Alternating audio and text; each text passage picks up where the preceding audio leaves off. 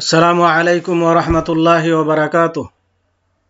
আলহামদুলিল্লাহ ওয়াসসালাতু ওয়াসসালামু আলা রাসূলিল্লাহ ওয়া আলা আলিহি ওয়া আসহাবিহি ওয়া মান ওয়ালা, আম্মা বা'দ। আমি এখন ক্লাস 2 এর ফিকহের ক্লাস আরম্ভ করছি। বিষয় হচ্ছে পেশাব পায়খানার আদব কায়দা। মহানবী হযরত মুহাম্মদুর রাসূলুল্লাহ সাল্লাল্লাহু আলাইহি ওয়াসাল্লাম একজন সর্বশ্রেষ্ঠ শিক্ষক ছিলেন, যিনি তাঁর অনুসারীদেরকে তাদের প্রয়োজনীয় সমস্ত কিছু শিক্ষা দিয়েছেন, এমনকি পেশাব পায়খানার আদব কায়দাও তিনি শিক্ষা দিয়েছেন। তো আসুন আমরা তার শিক্ষা ফলো করে ইহকাল এবং পরকালে ধন্য হই এবং নিজের জীবনে তা বাস্তবায়ন করে প্রকৃত রাসূলুল্লাহ সাল্লাল্লাহু আলাইহি ওয়াসাল্লামের অনুসারী হতে চেষ্টা করি। এখন আমি আপনাদের সামনে পেশাব পায়খানার কিছু আদব কায়দা তুলে ধরব। আর তা হচ্ছে এই যে, এক, প্রস্রাব বা পায়খানায় প্রবেশের সময় বা প্রস্রাব পায়খানা করার সময় এই দোয়াটি পাঠ করা। আর তা হচ্ছে আল্লাহুম্মা ইন্নী আউযু বিকা মিনাল খুবুসি ওয়াল খাবাইসি, এভাবে বলা। এখানে আমি খুবুসে পাঠ করলাম, কেউ যদি খুবসে এখানে সাকিন দিয়েও পাঠ করে তাও চলবে, কিন্তু এখানে যে অর্থ করা আছে সে অর্থ অনুযায়ী খুবুসে পড়াটাই হচ্ছে সঠিক। আমি আরেকবার পড়ছি, আল্লাহুম্মা ইন্নী আউযু বিকা মিনাল খুবুসি ওয়াল খাবাইসি, যার অর্থ হচ্ছে এই যে, হে আল্লাহ, আমি আপনার নিকটে পুরুষ জাতীয় শয়তান জিন এবং স্ত্রী জাতীয় শয়তান জিন হতে আশ্রয় প্রার্থনা করছি। খুবুস পেশ দিয়ে পাঠ পড়লে এটা হচ্ছে খাবিসুনের বহুবচন, ওয়াল খাবায়েস এটা খাবিসাতুনের বহুবচন, যার অর্থ হচ্ছে খুবুস হচ্ছে পুরুষ শয়তান জিন এবং খাবায়েস নারী শয়তান জিন। হাদিসটি বুখারী হাদিস নম্বর 142 এবং সহিহ মুসলিম হাদিস নম্বর 122/375 নম্বর হাদিস। তবে হাদিসের শব্দগুলি সহিহ বুখারী থেকে নেওয়া হয়েছে। এখানে আপনারা বুঝবেন যে হাদিসের সহিহ শব্দগুলো যখন বলা হবে যে বুখারী থেকে নেওয়া হয়েছে বা মুসলিম থেকে নেওয়া হয়েছে, উভয়ই বর্ণনা করেছেন, কিন্তু এই শব্দগুলো এখানে বুখারী, কোনো সময় বলা হবে বুখারী থেকে নেওয়া হয়েছে, কোনো সময় বলা হবে মুসলিম থেকে নেওয়া হয়েছে।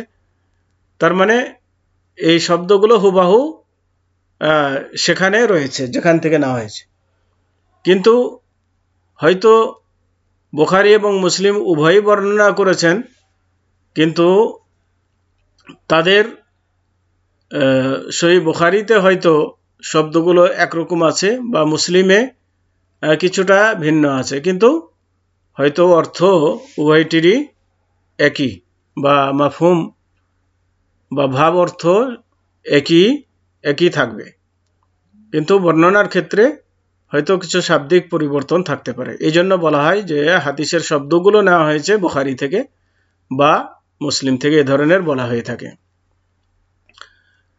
2 নম্বর আদব হচ্ছে লোকচক্ষু থেকে অন্তরালে চলে যাবে। তার মানে লোকে যেন না দেখে এমন স্থানে গিয়ে পেশাব বা পায়খানা করবে, কারণ এটি মানুষের দেখাটা এটা হচ্ছে বেহায়াপনা। তো বেহায়াপনা থেকে বেঁচে থাকবে, যার কারণে লোকচক্ষুর অন্তরালে চলে যাবে। এখানে লোকচক্ষুর অন্তরালে বলতে যদি সে খোলা জায়গায় পেশাব পায়খানা করে তাহলে এমন দূরে যাবে যেখানে মানুষ দেখবে না, অথবা এমন স্থানে পেশাব পায়খানা করবে যেখানে মানুষের নজরে পড়বে না। আর দ্বিতীয় হচ্ছে যে পায়খানার মধ্যে, ঘেরা জায়গার মধ্যে পেশাব পায়খানা করা, যাতে করে মানুষ না দেখে। তো এখানে আরেকটা জিনিস আমাদের যেটা লক্ষণীয়, সেটা হচ্ছে পেশাব পায়খানা লোকচক্ষুর অন্তরালে যেহেতু করতে বলা হচ্ছে, সেহেতু মানুষের সম্মুখে লজ্জাস্থান ধরে হাঁটাহাঁটি করা এটাও কিন্তু আদবের খেলাপ, কেননা এটা এর মধ্যে বেহায়াপনা পরিলক্ষিত হয়। অতএব এ ধরনের কাজ মানুষের সামনে যেন কেউ না করে। 3 নম্বর হচ্ছে কেবলামুখী হয়ে বসবে না। এখানে কেবলামুখী বলা হয়েছে, এটা এর মধ্যে কেবলাকে সামনে করেও বসবে না, কেবলাকে পিছন করেও বসবে না, দুটিই হচ্ছে আদবের খেলাপ। কেননা আল্লাহ রাসূল সাল্লাল্লাহু আলাইহি সাল্লাম এখানে নিষেধ করেছেন, বলেছেন যে লা তাস্তাকবিলুল কিবলাতা ওয়ালা তাস্তাদবিরুহা ওয়ালাকিন শাররিকু আও গাররিবু। একটি হাদিস আছে এভাবে যে তোমরা কিবলাকে সম্মুখে করে বসবে না এবং পিছন করেও বসবে না, বরং তোমরা পূর্ব পশ্চিম হয়ে বসবে। তার মানে এখানে পূর্ব পশ্চিম হয়ে বসবে এই নির্দেশটি ছিল মদিনাবাসীদের জন্য, কারণ তাদের জন্য কিবলা হচ্ছে দক্ষিণ দিকে। তো দক্ষিণ দিকে মুখ করেও বসবে না, পিছন করেও বসবে না, বরং পূর্ব পশ্চিম হয়ে বসবে। আর এই নির্দেশটি ছিল খোলা জায়গায় প্রসাব পায়খানা করার ক্ষেত্রে। কিন্তু কেউ যদি ঘিরার মধ্যে প্রসাব পায়খানা করে তো তাদের জন্য কেবলামুখী হয়ে বসতে নিষেধ নেই, বা কেবলাকে পিছন করে বসতে নিষেধ নেই। কারণ একটি হাদিস আছে যে আব্দুল্লাহ বিন উমর রাদিয়াল্লাহু তাআলা আনহু থেকে, যে তিনি বলেন যে আমি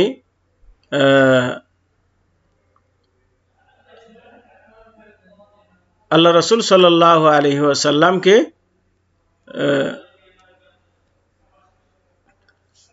কিবলামুখী হয়ে পায়খানার মধ্যে কিবলামুখী হয়ে পেশাব পায়খানা করতে দেখেছি। সেই হিসাবে বোঝা যায় যে ঘেরার মধ্যে যদি হয় তাহলে পরে কিবলামুখী হয়ে বসতে বা পিছন করে বসতে নিষেধ নেই। 4 নম্বর হচ্ছে পেশাব পায়খানাকালীন বসে যাবে। পেশাব পায়খানা করার সময় বসে পেশাব পায়খানা করবে, কিন্তু এটা হচ্ছে পেশাবের ছিটা থেকে বাঁচার জন্য উত্তম পদ্ধতি এবং লোকচক্ষু থেকে বাঁচার জন্য উত্তম পদ্ধতি বসে পেশাব পায়খানা করা। বসে পেশাব পায়খানা করলে মানুষ দেখবে না বা পেশাবের ছিটা শরীরে এসে লাগবে না, কিন্তু দাঁড়িয়ে পেশাব করলে এমনটি হওয়া সম্ভব যে লোক দেখে ফেলতে পারে বা পেশাবের ছিটা শরীরে লাগতে পারে। এজন্য বসে পেশাব পায়খানা করবে। কিন্তু কেউ যদি এই সমস্ত জিনিসগুলো থেকে নিরাপদ থাকে আর তার প্রয়োজন হয় দাঁড়িয়ে পেশাব করার, তাহলে দাঁড়িয়ে পেশাব করাও জায়েজ আছে। বুখারী এবং মুসলিম শরীফের হাদিস হুযায়ফা ইবনুল ইয়ামান রাদিয়াল্লাহু তাআলা আনহু থেকে বর্ণিত যে তিনি বলেন যে আন্নান নবী সাল্লাল্লাহু আলাইহি ওয়াসাল্লাম আতা সুবাতাতা কওমিন ফাবালা কায়মান, যে আল্লাহ রাসূল সাল্লাল্লাহু আলাইহি ওয়াসাল্লাম এক কওমের আবর্জনা নিক্ষেপের জায়গায় আসলেন এবং সেখানে দাঁড়িয়ে পেশাব করলেন। তো এই হাদিস প্রমাণ করছে যে দাঁড়িয়ে পেশাব করাও জায়েজ আছে, যদি কারো এরকম পরিস্থিতি হয়, অবস্থা হয়, তাহলে যেখানে বসার মতো হয়তো পরিবেশ নাই, বা দাঁড়িয়ে পেশাব করলে কেউ দেখবে না, বা ছিটা থেকে নিরাপদ থাকবে, এমন জায়গায় যদি কেউ দাঁড়িয়ে পেশাব করে তাহলে জায়েজ আছে, নিষেধ নাই।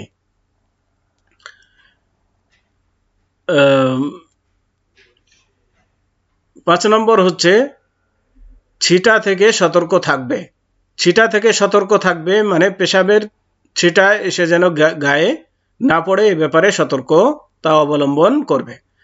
তো এই জন্য কেউ শক্ত মাটিতে যদি পেশাব করে তাহলে সেই জায়গাটি যেন খুঁচিয়ে নেয়, যাতে করে পেশাবের ছিটা শরীরে এসে না পড়ে। কারণ শক্ত মাটিতে পেশাব করলে বা সামনের দিকে যদি উঁচা থাকে এমন জায়গায় পেশাব করলে পেশাবের আঘাত পেয়ে সেই পেশাবগুলো ছিটে নিজের দিকে আসার সম্ভাবনা রয়েছে। তো এই জন্য আল্লাহ রসুল সাল্লাল্লাহু আলাইহি সাল্লাম কোনো জায়গায় পেশাব করলে, শক্ত মাটিতে পেশাব করলে সেই জায়গাটি খুঁচিয়ে নিতেন, যাতে করে পেশাবের ছিটা না আসে, ফিরে না আসে। 6 নম্বর হচ্ছে কথাবার্তা বলবে না, মানে প্রসাব পায়খানা কালীন অবস্থায় কথা বলবে না।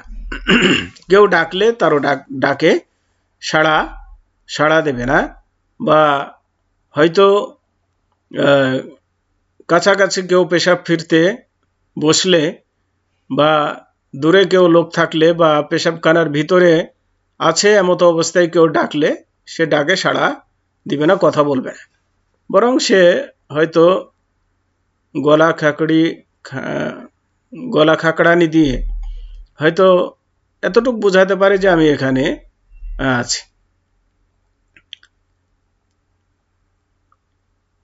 7 নম্বর হচ্ছে নিষিদ্ধ স্থান সমূহে পেশাব পায়খানা করা থেকে পরহেজ করবে বা বিরত থাকবে। নিষিদ্ধ স্থান বলতে যেমন মানুষের মানে চলার রাস্তা, বা গাছের ছায়া যেখানে মানুষ বসে বা ফলমূল পড়ে, বা পানি যেখানে পানিতে যে সমস্ত পানি মানুষ ব্যবহার করে, বা মানুষের উঠানামার ঘাটে, এ ধরনের জায়গায় পেশাব পায়খানা করা থেকে বিরত থাকবে। এবার আসুন 8 নম্বর শৌচকর্ম করার নিয়ম, মানে পেশাব পায়খানার পরে পেশাব পায়খানা পরিষ্কারের নিয়ম। বাম হাত ব্যবহার করা, পেশাব পায়খানা পরিষ্কারের সময় বাম হাত ব্যবহার করবে, ডান হাত নয়। পানি অথবা জমাটবদ্ধ যেমন মাটি অথবা পাথর দ্বারা মলমূত্র দূর করা। 9 প্রসাব বা পায়খানা শেষে বা প্রসাব বা পায়খানা থেকে প্রসাবখানা বা পায়খানা থেকে বের হওয়ার সময় বের হওয়ার পরে বলবে যে গুফরানাকা, অর্থাৎ হে আল্লাহ, আমি তোমার কাছে ক্ষমা প্রার্থনা করছি।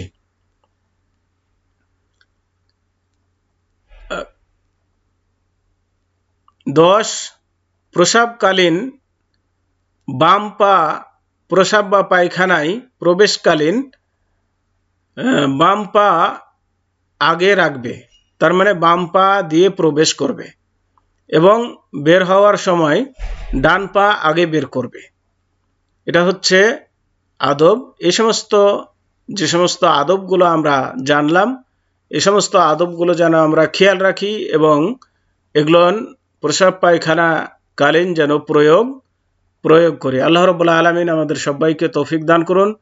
এ বলে আজকের মতো এখানেই দার্সের সমাপ্তি টানছি, দার্স শেষ করছি। ওয়াসাল্লাল্লাহু আলা নবিয়িনা মুহাম্মদ ওয়া আলা আলিহি ওয়া আসহাবিহি ওয়া বারিক ওয়া সাল্লাম। আসসালামু আলাইকুম ওয়া রাহমাতুল্লাহি ওয়া বারাকাতুহু।